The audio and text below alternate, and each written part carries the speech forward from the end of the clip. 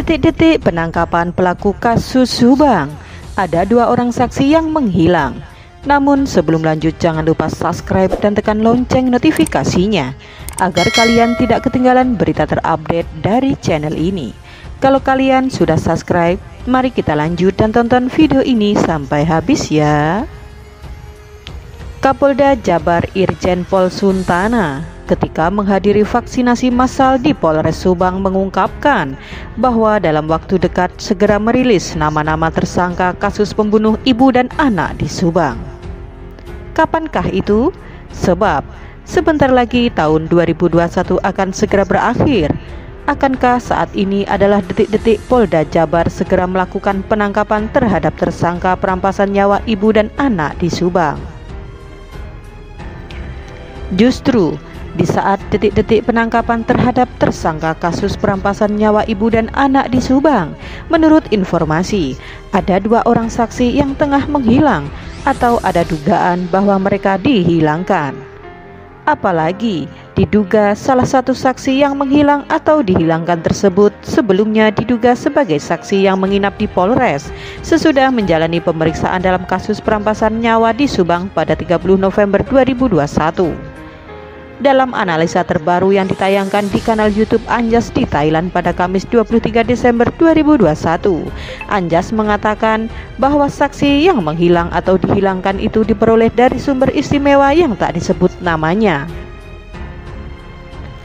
Dari sumber istimewa itu mengatakan, ada 2 orang saksi dalam kasus perampasan nyawa ibu dan anak di Subang.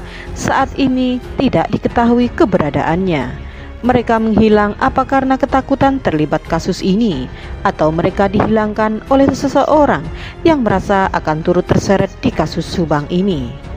Dikatakan informasi istimewa ini jika 2 orang saksi yang keberadaannya tak diketahui saat ini ialah 2 orang saksi yang terakhir diperiksa di Polres Subang pada 30 November 2021. Diketahui sebelumnya, tim penyidik Polres Subang telah memanggil 3 staf yang aktif di Yayasan Bina Prestasi Nasional tanggal 30 November 2021. Ketiga saksi yang diperiksa waktu itu ialah Kosasih, Opi, dan Wahyu yang merupakan mantan kepala sekolah di bawah naungan Yayasan Bina Prestasi Nasional. Melalui keterangan singkat Kosasih, jika yang diperiksa di hari itu selain dirinya ada Opi dan Wahyu. Ketika Opi selesai diperiksa, Opi juga enggan menjawab saat diwawancara para peliput. Bahkan dia langsung pergi dan dibonceng temannya. Nah, ketika para peliput tengah menunggu Wahyu keluar, para peliput pada hari itu tidak berhasil menemui Wahyu. Mungkinkah yang dimaksud saksi yang menginap Wahyu? Atau dia keluar dari pintu yang lain? Sebab tidak diketahui para peliput. Anjas mengatakan menurut sumber istimewa bahwa Kosasih dan Wahyu itu ternyata adalah adik kakak. Nah, kedua orang inilah yang dimaksud oleh sumber istimewa Anjas yang sampai saat ini tidak diketahui keberadaannya.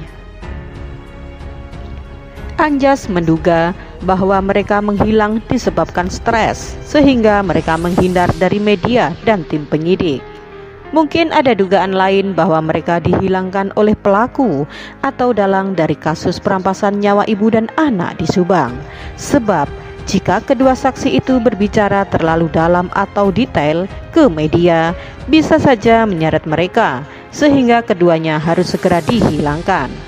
Menurut Anjas, bahwa keterangan dari sumber istimewa itu mengatakan jika ini bukan pertama kali Wahyu menghilang, sebab sebelumnya dia juga pernah menghilang keberadaannya, sehingga ketika tim penyidik akan memanggil mereka kembali, tim penyidik mengalami kesulitan.